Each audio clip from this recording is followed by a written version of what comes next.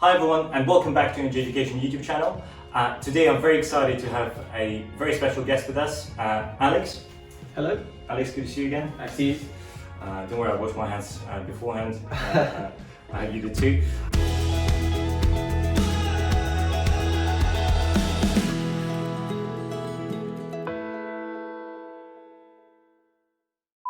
So Alex is a graduate of Oxford NDP, and would love to hear more about your time there, your experience.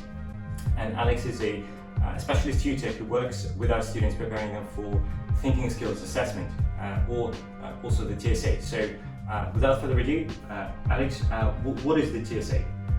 So the TSA, there's two sections to it. So the first section is 50 multiple choice questions, and for that you have 90 minutes.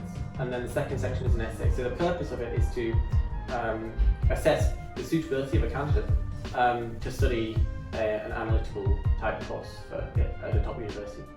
Okay, and so which universities, what subjects require the TSA? So Oxford and Cambridge both use it. So Oxford uses it for economics and management and PPE, and Cambridge uses it for land economy. And then I believe it's being rolled out in a few of the universities as well. Okay, fair enough. And Alex, what's the need? Why do universities, why does Oxford PPE course require you to do the TSA? Why don't they just use your personal statement and A-levels like majority of other subjects? So the TSA, they like it because it shows your analytic abilities. So A-levels can be influenced more by your quality of education throughout your life, and they're context dependent. But the TSA, essentially every candidate starts on an even playing field, and universities really like to use it to put some essentially context behind the other factors as well that affect admission. Okay, and obviously our students work with you for a number of years now, and with some success, but how much can you really prepare for the TSA? So the universities, the first thing is the universities say that you can't prepare for it, but it is important to note that you certainly can, and people do prepare for the TSA. So with my students, we generally see a 5 or 10 point increase in the TSA score between the first assessment and the last one. So the most important thing in preparing for the TSA, I think, is past papers. And then there's a number of useful guides online. So there's two types of question: critical thinking and problem solving. And it's important, first of all, to understand your weaknesses. And once you understand your weaknesses, which questions you perform worst on, then you can really target specific skills and improve them for the test on the day. Okay, and by the way, Alex have shared some specialist online resources which will be included in the comment section. So if you guys are interested, check it out.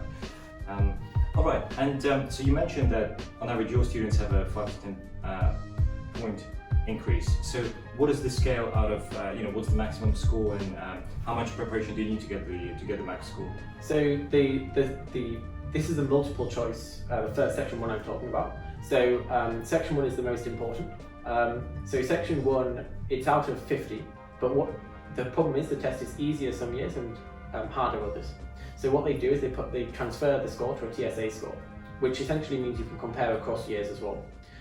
So normally it's out of around 105 or 108, and to get an interview, we want to be looking at about over 60, and then to be competitive for a place, we're looking at over 70 to really be competitive. That's interesting, because a lot of majority of applicants applying to Oxford, they have very good GCSE record or equivalent, and fantastic IB A-level predictions. Whilst here you're saying that a score of 60 out of just over 100 is a good score. Yeah. So on the TSA, first of all, you're under a lot of time pressure. So one of the things I take my students through is time management as well. So if you had infinite time, the questions will probably be easy. So it's about dividing that up, and then also the questions are completely different to questions that you might take in a formal exam. So the questions don't require prior knowledge. It's a skills-based assessment, and that's something that's super important to know. So you don't need to do revision for the test, but what you do need to do is over a period of weeks and months leading up, you need to be improving those skills, which are going to help with the test. Okay, and Alex, just tell our viewers a little bit more about your background, and so how did you prepare for the TSA and then getting to Oxford to study PPE? Yeah, so when I was applying, I basically did every past paper out there. I went and looked up every resource online. the first thing I did was I had to identify, so we've talked about critical thinking versus problem solving questions. I broke it down further, so there's actually like subcategories of questions, and I like really identified what my weaknesses was and went through each type one by one to improve. And I ended up on the TSA. I was fortunate to be in the top 1% of applicants that year. So top 1% of all the applicants worldwide? Yeah, who took the TSA that year. So I got a TSA score of almost 80. But that was down to thorough preparation. That was it wasn't if you like natural intelligence or anything like that. The TSA is a test that you certainly can prepare for. Yeah, which is my next question, because look, there are viewers out there thinking, okay, Alex, well, you probably went to a very fancy, expensive private school, and had a lot of support, and you're naturally quite clever. So what's the point of me applying for Oxford or Cambridge and trying? Well, so in my education, I went to a state comprehensive, and the support that I had for Oxbridge was limited. So we didn't have like a specialist person guiding my application each step of the way.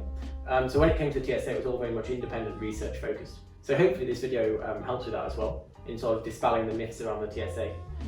Because I feel like a lot of state school kids just don't know that they need to prepare for it as well. And preparing can really help. No, definitely.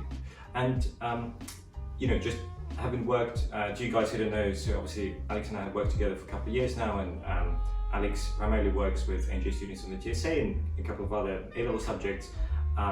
You normally, our students who you work with normally say that about 25 to 30 hours of tutoring plus about 100 hours of independent study is a good, is sort of a good figure to aim for. Is that, would you comment on that? Yeah, so I would agree with that. So in terms of past papers, you have to sort of eke out the past papers, because there aren't that many online. So there's only about 11 online. So what I recommend is there's some books you can buy, which have only about 8 or 9 quid, and they have practice questions in, so specimen questions if you like, and they're really helpful as well. Okay, great. Well, Alex, I think this has been really useful. Alex, as I've mentioned, is very happy to share the the links to some of the online resources that are freely available to to anyone who just has can be bothered and has the the time and the motivation to study. Just before we wrap up, what would be your top 3 tips for someone who's a prospective applicant who's thinking about TSA?